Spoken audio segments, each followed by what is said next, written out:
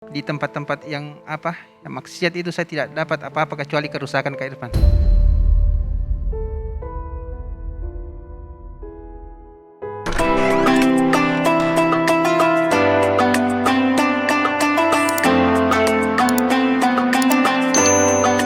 Untuk itu saya akan ajak Dewan Juri ke Ternate melihat kehidupan Ainun di sana. Boleh ya? Ainun kita ke sana ya. Yuk kita melihat keindahan Ternate.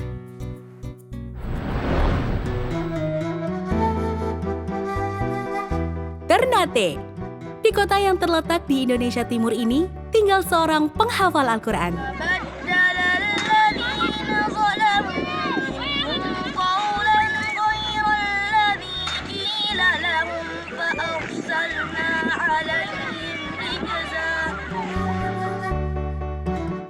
Ainun berasal dari keluarga besar. Ia adalah anak kelima dari 9 bersaudara. Ainun lahir dan menghabiskan masa kecilnya di Malaysia. Ketika itu, sang ayah sedang mengadu nasib sebagai tenaga kerja Indonesia di negeri jiran tersebut. Ainun terinspirasi dari Andri, juara 2 Hafiz Indonesia 2017 yang juga berasal dari Ternate. Semangat Ainun untuk bersyiar Al-Quran begitu besar. Ia berharap dapat kembali mengharumkan kota Ternate di panggung Hafiz Indonesia 2021. Masya Allah, perjuangannya begitu panjang dan jauh dari Ternate sampai ke Jakarta akhirnya. Pak, sini Pak, ayah sini ya. Bawa mic-nya ya. Gagah sekali ayah tadi. Jadi ayah itu punya 7 anak. 9. 9 anak. Dan Ainun nomor? Kelima. Dari 9. Iya. Ya Allah. Ayah pernah di Malaysia? Iya. Ainun lahir di mana? Di Pindrang, Sulawesi Selatan. Di Pindrang, Sulawesi Selatan. Iya. Ketika di Malaysia ayah sudah menikah? Saya ke Malaysia sebelum berkeluarga. Tahun berapa itu ya? Sekitar 93, 94. Oh, tahun 93, 94. Berapa lama di Malaysia? Hampir 20 tahun. 20 tahun? Iya. Berarti dari usia berapa ya saat itu? Keren, tapi belasan tahun. Belasan tahun? Iya. Bekerja di sana ya? Iya, bekerja. Bekerja sebagai tenaga kerja Indonesia. Istrinya di mana? Di Malaysia juga? Iya, di Malaysia. Orang Ketemu di Malaysia? Orang Indonesia juga, tapi ketemunya di Malaysia. Oh, ketemu di sana. Iya. Asli Ternate ayah? Asli Sulawesi Selatan. Sulawesi Pindrang, Selatan, iya. makanya pakai songko. Iya, Betul? iya. Ibunya Ainun? Sama. Di antara anak-anak selain Ainun, siapa yang menghafal Al-Quran lagi ya? Sudah 4 orang Kak Irfan yang mulai menghafal Quran. Masya Allah. Terinspirasi dari Henry. Iya, salah satunya. Apa yang membuat ayah tiba-tiba semangat anaknya untuk membaca dan juga menghafal Al-Quran? Apakah Ainunnya atau ayahnya? Sebelum Ainun lahir, saya sudah mulai suka dengar orang mengaji. Jadi saya mulai belajar juga mengaji di situ. Sebelumnya tidak. Tidak.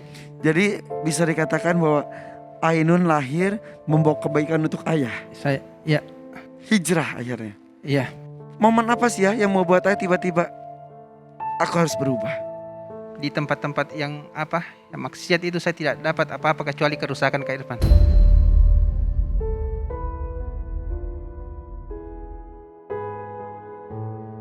Ayah Ainun pernah bercerita beberapa hal yang melanggar agama pernah dilalui.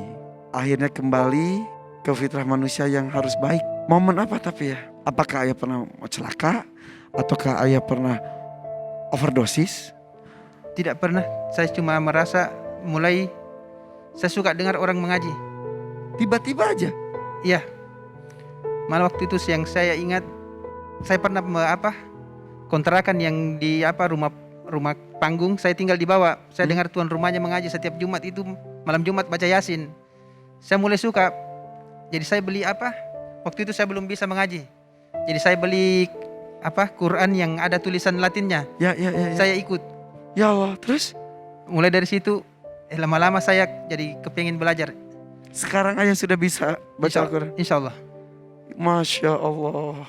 Ayah boleh nggak kita mau mendengar ayah baca Al-Quran, boleh? Insya Allah. Coba ya. Hafal saja Kak Irfan. Coba ya. Buka maskernya boleh. A'udzu billahi minasyaitonir rajim. Bismillahirrahmanirrahim. Tabarakalladzi biyadihil mulku wa huwa ala kulli syai'in qadir. Allazi khalaqal mauta wal hayata liyabluwakum ayyukum ahsanu amala wa huwal azizul ghafur.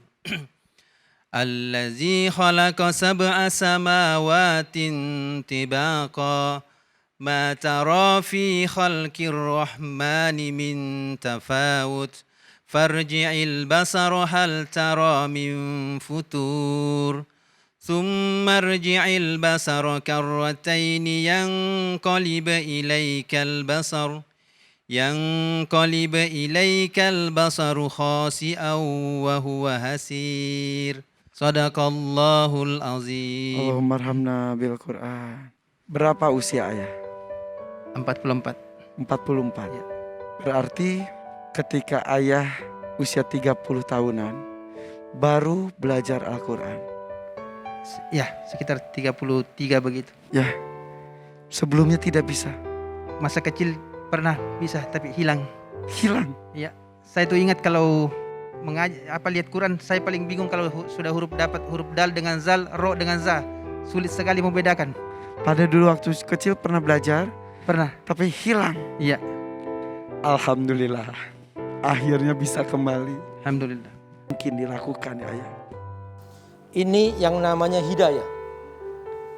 Hidayah datang tidak disangka-sangka.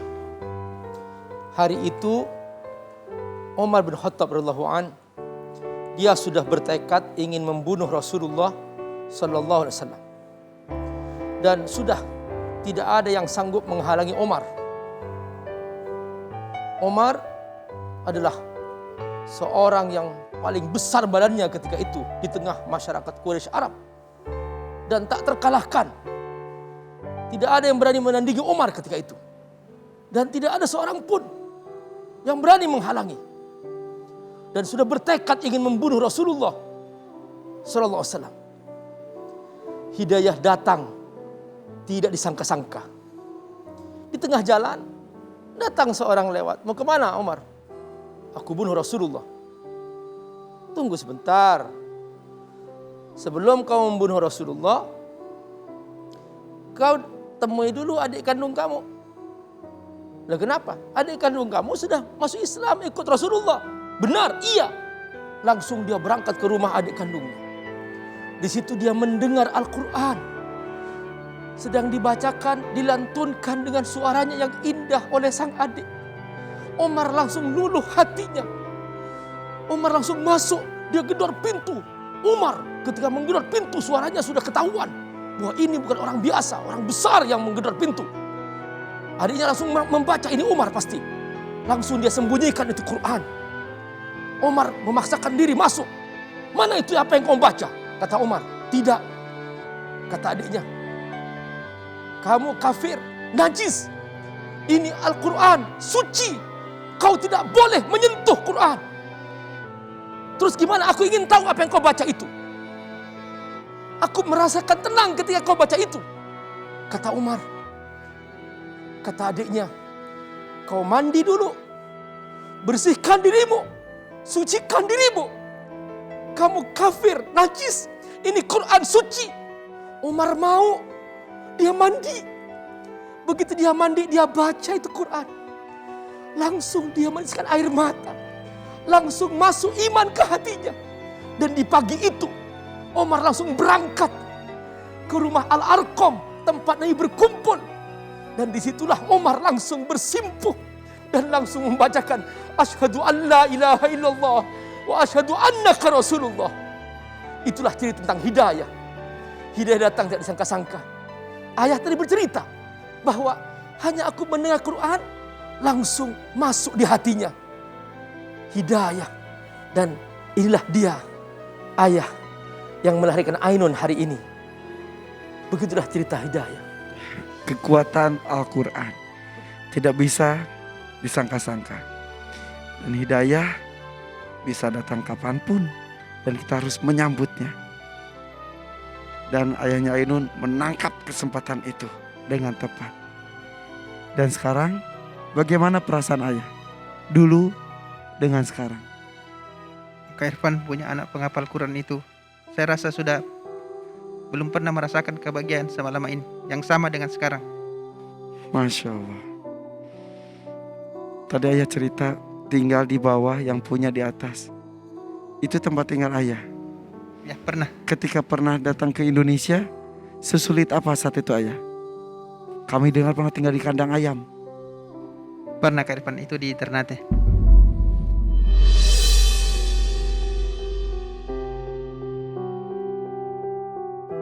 Bersama keluarga. Ya, Ketika memutuskan pulang ke tanah air, tak ada harta. ya, saya berhijrah ke Ternate. Waktu itu saya tidak banyak pilihan Kak Irfan.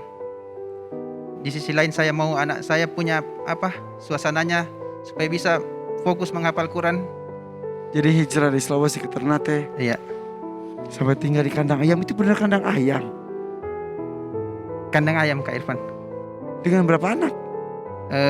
4 orang. Masya Allah, Bi. Perjuangan. Benar. Hari ini kita melihat hasil. Tapi tidak segampang itu mendapatkan hasil anak penghafal Quran seperti ini. Masing-masing keluarga mempunyai cerita dan perjuangan berbeda.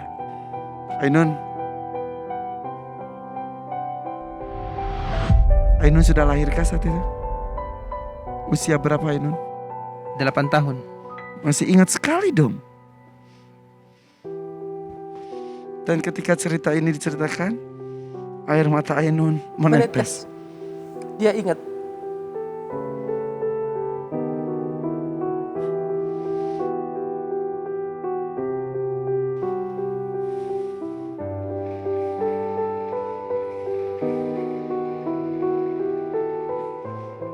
Akhirnya Ainun menerima cahaya Quran. Dan hari ini ayahnya Ainun mengantar Ainun yang memberikan cahaya bertebaran, berpencar di seluruh negeri melalui acara ini. Insya Allah pahala akan berlipat ganda mengalir terus pada Ainun dan juga ayah tercinta. Ayah terima kasih sudah bercerita. Terima kasih. Jazakumullah. Sama-sama.